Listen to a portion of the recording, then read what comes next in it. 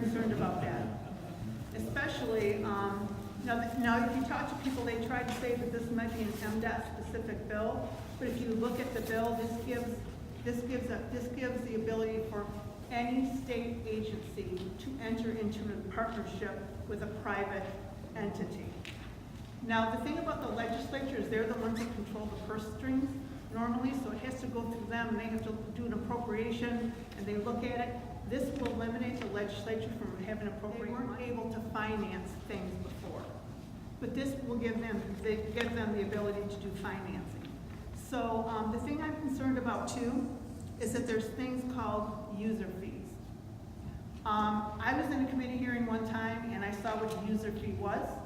A user fee was put on your electric meters in order to help pay for people who can't pay for their heat or their air conditioning. So it wasn't a tax, they called it a fee. The thing I sat and I watched and I thought, well, if I didn't have a meter, I couldn't have electricity coming to my house anyway. But that's how they get around taxing. And the other thing that I want you guys to understand, and I don't think a lot of people picked up on this, but by 2022, they're predicting that Michigan's going to have, am I right, a $2 billion budget hole? Look it up. Look up Michigan budget. Look at 2022, and it's predicting that we're going to have a shortfall. So when I read that and then I see this, I'm thinking, okay, this is how they get around the legislature for maybe possibly. I'm not saying this is the reason, but if I'm a legislator, I only have to vote on taxes, because right now there's going to be public-private partnerships that'll take care of user fees, consumption costs. But again, this is their house analysis. But on bullet point 8, it requires the public authority to hold a public hearing not less often than every 5 years after the completion of the eligible project. Really? So there's an advisory. There's an advisory committee in here. It's made up of somebody that the governor chooses, someone that the speaker chooses, and someone that the majority leader chooses. So, but it's advisory. Now, I don't know, am I right? Can this advisory committee stop something? Say this agreement comes to the advisory committee and they say, man, this doesn't make sense at all. Does the legislature have the ability to stop it? Specify that a public authority could not initiate a procurement to enter into a public-private agreement unless the agreement is in the best interest of the state as determined by the public authority. I don't know, does this seem like crazy to you? It seems crazy to me. Long time, look up Senate Bill 97. Again, this is a bill that many grassroots people have been following for at least 4 years. So what I would say is, after you read this, I agree, where's Mark at? Mark said he always reads the bill. Read the bill and then call your representative and ask him hard questions, because all the questions are there. It doesn't take a whole lot to read it and think, this does not sound good. Patrick, can you tell us why you have it on? P3s, I'm not going to say all P3s are bad, some P3s are fine, but it's when you advocate legislative authority to a P3, that's when things get dangerous, and that's that kind of a watchdog for me. But it's been a while since I've read the actual bill, so I don't know all the details. Well, I'll just bring up transportation project. Means any roadway, railway, or transit system.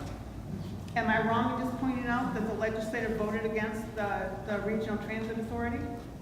So are we saying that this is going to be an end run around our legislature in order for this to happen? This is Representative Jeff Noble, too. I'm sure. Before you get them all ripped up in the lather, Sharon. You know why, Jeff? But here's the thing. Let me say this. Sure. I went no on this bill because I agree that the user fees and that kind of stuff are a mess. So right now I'm a no on that. But I want you to know that there's some amendments and things that are coming to try to fix that. So even though what you're hearing right now is all these problems, we agree. We had a kind of a straw poll, not a straw poll, I don't know how you call it. We kind of went around the floor today to kind of see. I don't think there's even votes to get it across the finish line. So understand, you're not being left out. It's not being forced down our throats. You actually have conservatives there. I just spoke with Shane Hernandez today. We're trying to make sure that this does not go through and be a mess. But I will tell you that some of the definitions and things that you're hearing are not really accurate based on the way that we're reading the bill from the House side. So, but I don't want to argue with you because I love you. No. I'll hug No, your neck. and I love you too, but here's what I want you guys to understand. Here's what I want you guys to understand. Once you read this, and again, this is their analysis, not Sharon Lolio's analysis, this is their analysis. And here's the thing. Don't wait to call your senator or your representative, because I'm going to trust that that's true, but I don't find that to be true. We thought this bill would never see the light of day. I was off Facebook for 5 days, just taking a break. I come back on and all of a sudden I see this thing's on the floor. Call your representative or senator and say, hey, I just want to let you know I'm following this bill. I read it, I have some concerns, because I'm just saying, don't take anybody's word for it. This is going to affect you guys. I saw it happen in the committee that we put a $1 user fee on our electric meters on our homes, and so that's how quick it can happen. But the user fees, the consumption things, are going to be paid by you. So Lansing really is a bubble. You hear it, it's true. It's totally true.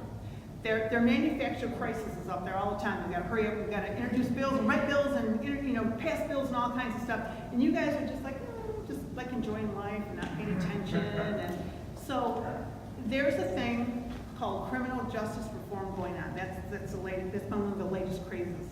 One of the things that they're proposing is medically fragile prisoners.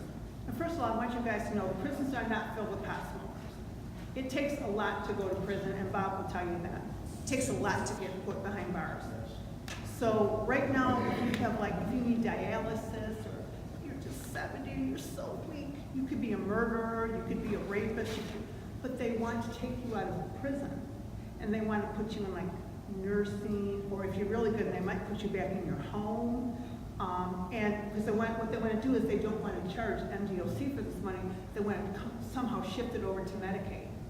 So I'm a victim, and I face the person that I was victimized by, and he's in jail for 25 years, I think, and I go on my merry way thinking, well, I'm going to try to repair my life.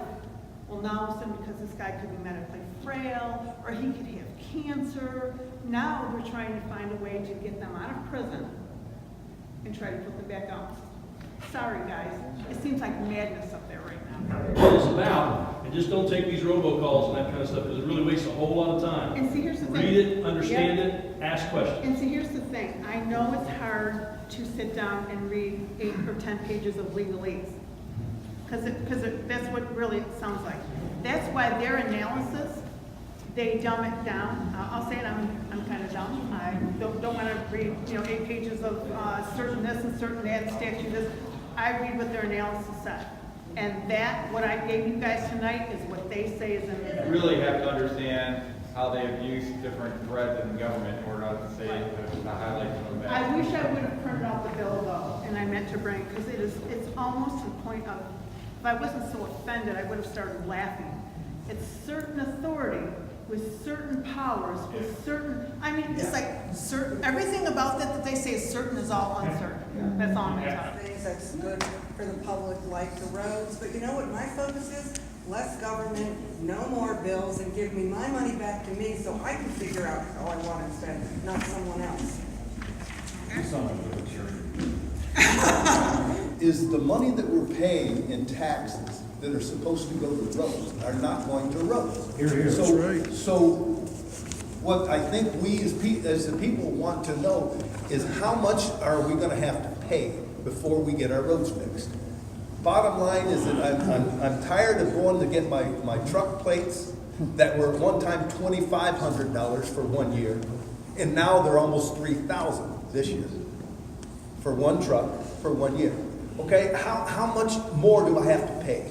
How much more do I have to pay in registration fees for our cars that just went up 20 or 25%? That I thought the money was going to roads. This is what they want their tax dollars to go for. And so I'm concerned right now. I don't know, maybe because it's an election cycle, I don't know, but I kind of feel like people are losing the way right now on what the parties and what our electeds are supposed to be focusing on. If you want to talk about part-time legislature, my idea of a part-time legislature is I want my reps and my senator back in the district 3 days out of the week and 2 days up in Lansing. I think the idea of going cold turkey right now with the part-time legislature, until I think I have concerns about that, because I think that entities up in Lansing that need to be watched out for. And that's why I'm happy with, we have senators and our reps doing that.